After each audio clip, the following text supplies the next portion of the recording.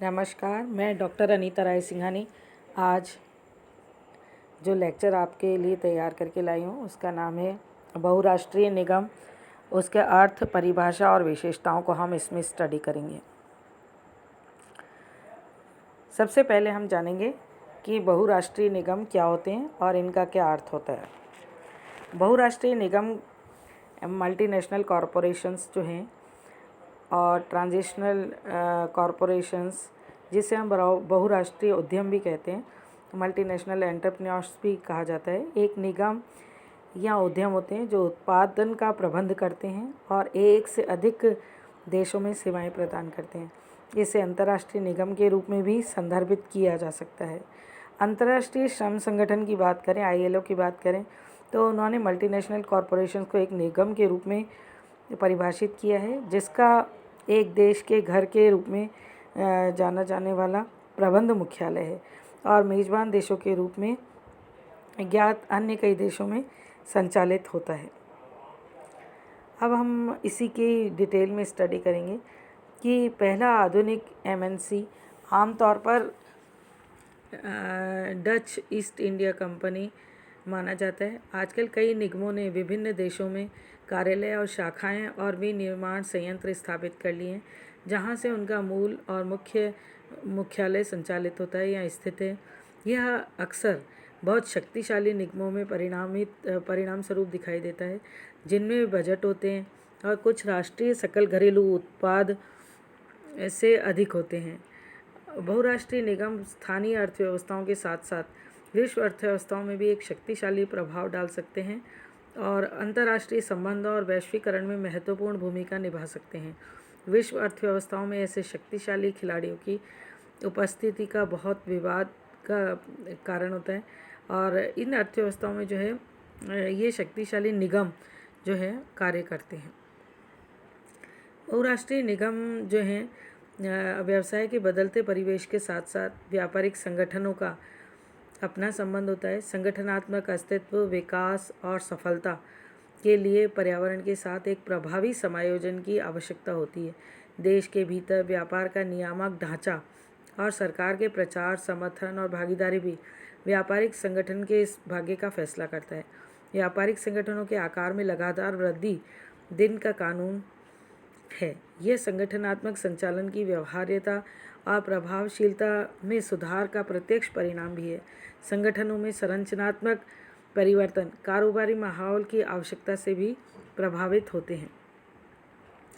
इसी तरीके से आगे हम स्टडी करेंगे कि संगठन का एक क्षेत्र से दूसरे क्षेत्र से में और एक देश का दूसरे देश में वास्तव में उस विशेष क्षेत्र या देश में उपलब्ध व्यवहार्य अवसरों द्वारा शासित होता है। एक ग्राहक आधार, सस्ते श्रम बल, कच्चे माल की आपूर्ति और अन्य प्राकृतिक संसाधनों की उपलब्धता वास्तव में व्यावसायिक संगठनों को उस विशेष देश में व्यवसाय संचालन करने के लिए प्रेरित करती है।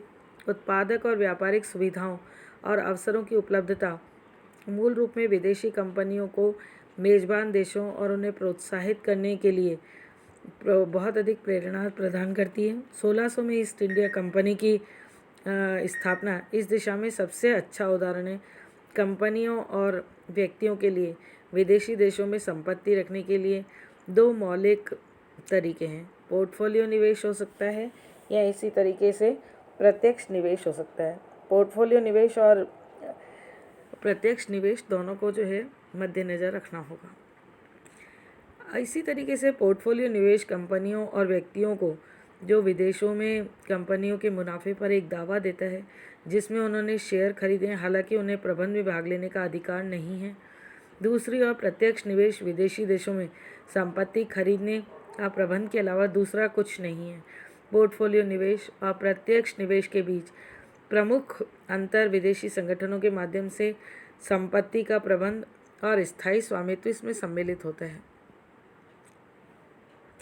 अब अगर डिटेल में हम बात करें तो इस प्रकार पोर्टफोलियो निवेश विदेशी परिसंपत्तियों में एक निवेश होता है, जिसके तहत एक कंपनी अपनी अन्य कंपनियों के शेयर खरीदती है। उन परिसंपत्तियों के मालिक होते हैं, लेकिन प्रत्यक्ष निवेश विदेशी परिसंपत्तियों में एक निवेश है, जिसके तहत एक कंपनी ऐसी संपत्तियां खरीदती है जिसे वह सीधे प्रतिबंधित करती है। मेजबान देशों में संपत्ति खरीदने और नियंत्रित करने और प्रतिबंधित करने के लिए घरेलू देशों में कंपनियों की उत्सुकता बहुराष्ट्रीय निगमों के विकास का आधार है। विशेषतः 19वीं शताब्दी के दौरान अधिकांशतः कंपनियों ने अपने परिचालन को एक देश में सीमित कर दिया।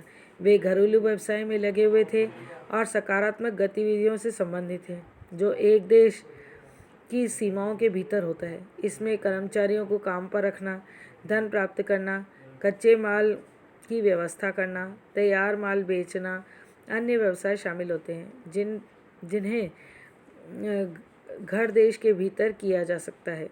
वास्तव में गृह देश वह राष्ट्र होता है जो कंपनी का जहां मुख्यालय होता है। कुछ ऐसी फर्में थी जो अपने घरेलू देशों के बाहर संचालित होती थी। आमतौर पर उन देशों में स्थायी रूप से निर्मित सामान भेजे जाने से वहाँ उत्पाद उपलब्ध नहीं थे तथा उन देशों में आवश्यक संसाधन जैसे कच्चे माल प्राप्त किए गए थे तथा जहाँ ऐसे असफल बहुतायत से होते अवेलेबल थे।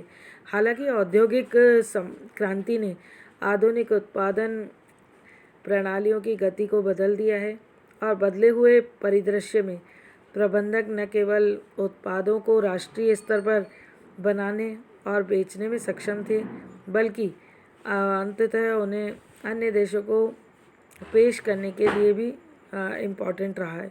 संसाधनों का प्राप्त करने पर उत्पादकों को बेचने के लिए बहुराष्ट्रीय सीमाओं को पार करने से ये फर्म अंतर्राष्ट्रीय व्यापार में शामिल हो जाती हैं। इसके साथ ही साथ अंतर्राष्ट्रीय व्यापार उन गतिविधियों से संबंधित होता है जो एक से अधिक देशों में राष्ट्रीय सीमाओं को पार करती हैं।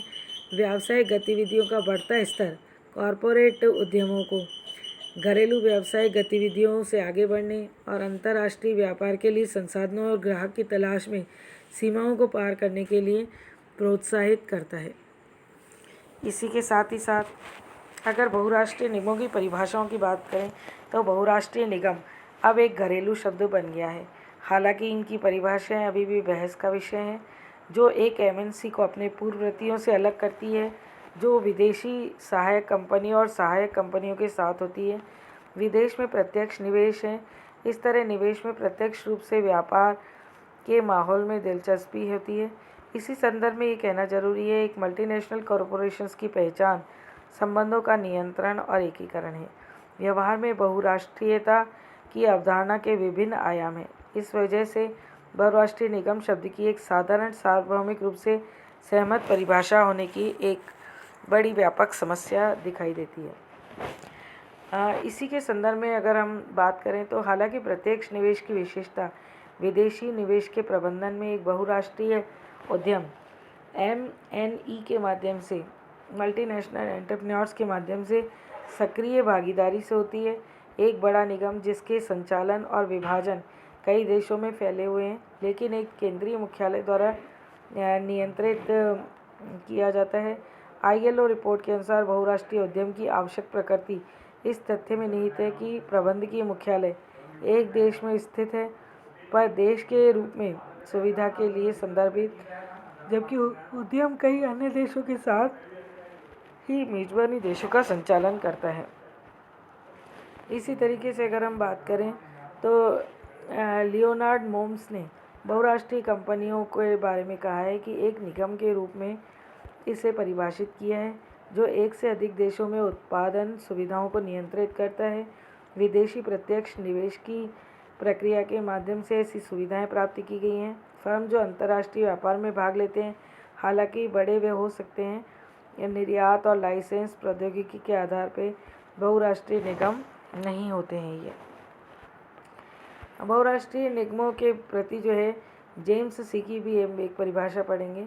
इन्होंने जो है बहुराष्ट्रीय निगम को एक कंपनी के रूप में परिभाषित किया है जिसका अर्थ कई देशों में प्रत्यक्ष निवेश आधार होता है जो आमतौर पर विदेशी परिचालन में अपनी शुद्ध लाभ को 20% से 50% तक प्राप्त करता है और जिसका प्रबंधन दुनिया में कहीं भी उपलब्ध विकल्पों के आधार पर नीतिगत निर्णय लेता है। बार्टलैंड और घोषाल के अनुसार बहुराष्ट्रीय संगठन की निम्नलिखित विशेषताओं द्वारा परिभाषित किया गया है। संपत्ति और जिम्मेदारियों का विकेंद्रीकृत महासंघ, अनौपचारिक व्यक्तिगत समन्वय पर वित्तीय नियंत्रण प्रणाली द्वारा परिभाषित एक प्रबंधन प्रक्रिया और कंपनी की दुनिया भर में संचालन के रूप में एक वर्चस्व वाली रणनीति मानसिकता के रूप में परिभाषित किया गया है। राष्ट्रीय व्यापार की एक पोर्टफोलियो के बारे में जो है बात कर सकते हैं। एक बहुराष्ट्रीय संगठन में निर्णय स्पष्ट रूप से विकेंद्रीकृत होता है। इसी तरीके से जो है इन सभी उपरोक्त परिभाषाओं के आधार पर बहुराष्ट्रीय निगम को एक ऐसे निगम के रूप में परिभाषित किया जा सकता है जो कई देशों में माल या सेवाओं का उत्पादन करता है और एक देश में स्थित संगठनात्मक मुख्यालय में अपनी वैश्विक गतिविधियों का प्रबंधन करता है। तो ये सारी चीज़ें जो है बहुत अत्यंत महत्वपूर्ण है किसी भी बहुराष्ट्रीय निगम के लिए, और बहुराष्ट्रीय निगमों की भूमिका जो है हर देश में बढ़ती जा रही है और अब प्रतिस्पर्धा भी हो गई है। देश के उद्योगों को ही बहुराष्ट्रीय निगमों के साथ प्रतिस्पर्धा